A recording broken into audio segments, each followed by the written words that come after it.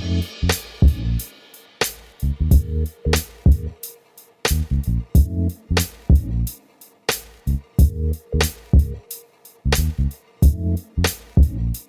YouTube, it's Sean here, and today I'm back with another huge review for, I'm sure you guessed it, another Air Max 1. So in today's video, I'm going to be reviewing the Air Max 1 Premium Retro in the Atmos Elephant colorway. These released on March 18th for a US retail price of $150 and a Canadian retail price of $200. The official colorway for this shoe is medium gray, clear jade, black, and white. As part of Air Max Day 2016, we were all given the opportunity to vote to bring back one of our favorite Air Max models from the past to release for 2017. And these Atmos Air Max 1s was the clear winner from last year. So fast forward to this year's Air Max Day, this shoe was the marquee item that every sneakerhead probably wanted to get their hands on. These originally released back in 2007, which was a decade ago, and they were a special collab between Nike and Atmos, the Japanese boutique. So this zoo pack was a set of 3 different shoes which were inspired by animals. Of course, it goes without saying that this shoe was inspired by elephants, and more specifically, elephants bathing in water. So as you can tell, this elephant print found along the mudguard and along the collar, this is the famous and iconic elephant print that was originated from the Jordan 3 design by Tinker Hatfield. And as well, this jade swoosh, as well as these jade accents, represent the water that the elephants are supposed to be bathing in. Being such an anticipated sneaker, this shoe was extremely difficult to obtain. Across the world, they sold out within the first day, and here specifically in Canada, they were only available on Nike.ca in limited numbers, and here locally in Toronto, only 3 additional boutiques carried them, which were Capsule and Livestock, which did raffles, and Haven, which did first come first serve. At Haven, people lined up for over 30 hours in the cold just to secure their size in this shoe. Of course, I struck out all the raffles that I entered, and I personally wasn't gonna line up for 20 or 30 hours to get this shoe, so instead I just bit the bullet and picked these up from a local reseller. So now let's take a closer look at this shoe.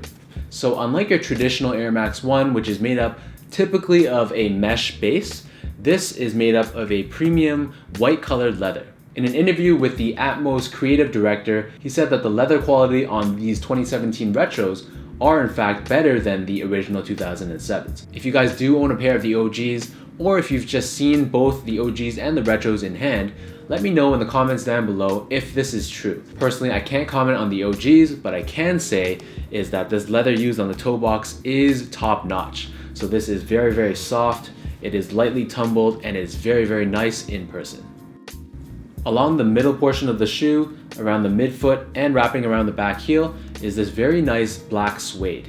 Keeping in the same tone as the black suede, we have these flat black colored laces running up and down the shoe, and underneath the laces is this black suede tongue with this Nike Air Max branding done in black and jade.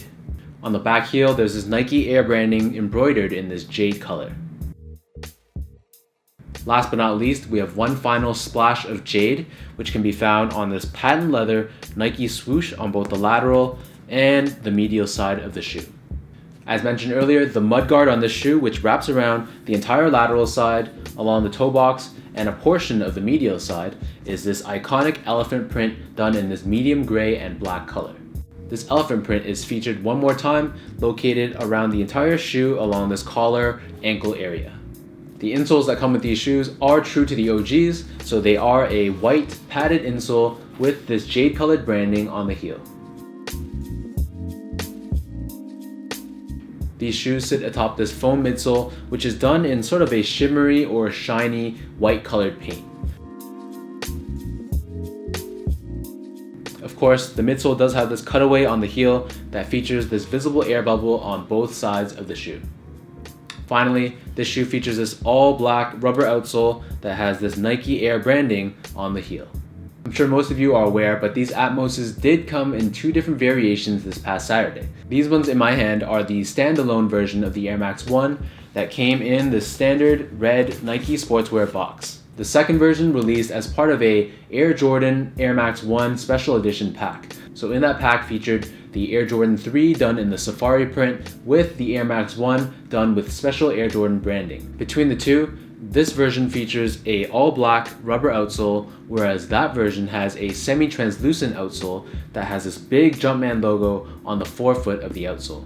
In addition, this version features the classic OG white and jade insole, whereas the one in the pack features the elephant print insole, and when you actually remove the insole, there is Tinker Hatfield's signature embossed into the base of the shoe.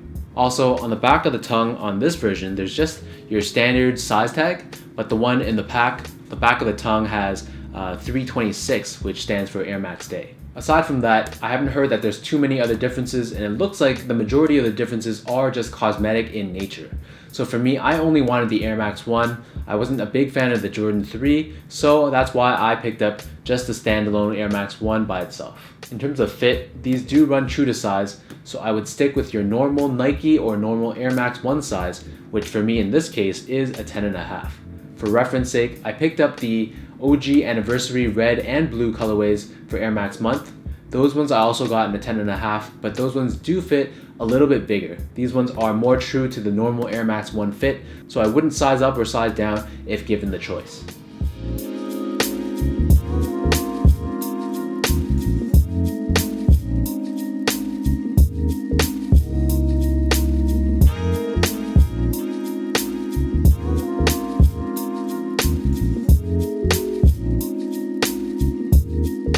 So now let me give you guys a look at how these Atmos elephant prints look on feet.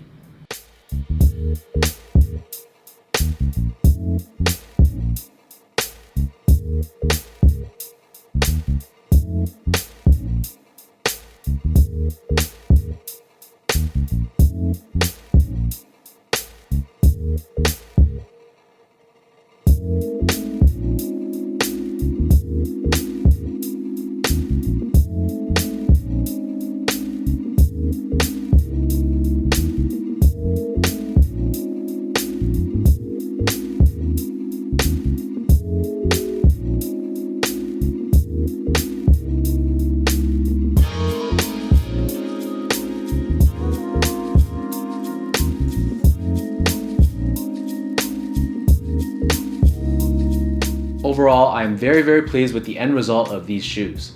So I think that the quality is top notch. I think the look of this shoe, although it's not exactly identical to the OGs, again, I didn't own a pair, so these are going to be the closest thing that I'm going to ever get to the original release. The fits perfect, comfort is on point. Overall, I don't have any issues with this shoe when talking about the shoe specifically. I do have some issues though with Nike's decision making and how they chose to release these in very limited numbers. This was the shoe that the majority of people voted to bring back for Air Max Month this year. This is really a lost opportunity in my opinion, where Nike could have given more people easier access and more opportunities to pick up the shoes they want to celebrate the month that they're promoting. From a consumer standpoint, it was very frustrating, and I've seen other people echo my sentiments both on Reddit, on Instagram, on Nike Talk. A ton of people share the same opinion that it would have been nice, especially in the fact that most of us did vote for the shoe to return, if we were given a bit more of an opportunity to grab these at the retail level. So that wraps up my final thoughts and my overall review of the Air Max 1 Premium Retro in the Atmos Elephant colorway.